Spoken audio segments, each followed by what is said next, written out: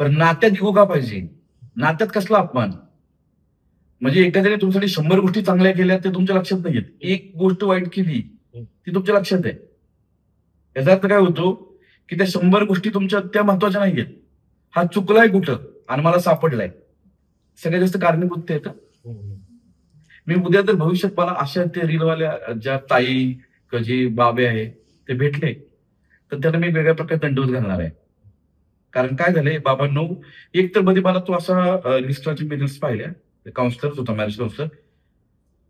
दादा, त्याला मिशी पण नाही फुटली आणि त्याच्या रील्स असतात, की नवरा बायकोंचे संबंध कसे असावे. तुला किती वर्षाला अनुभव लागणार जा? तू किती वर्ष संसार केला?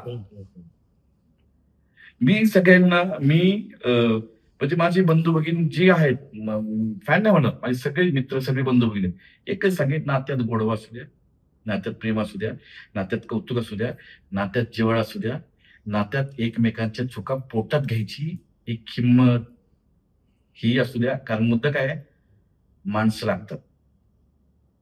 माणसं लागतात. प्रत्येकाला काय वाटतं, की माझ्याकडे मोबाईल आहे. मी माझं मत, दुःख सोशल मीडियावर टाकू शकतो. लोकं फक्त आभासी आहेत. तो तुम्हाला खांदा सोशल मीडियावर देतात. प्रत्यक्षात नाही.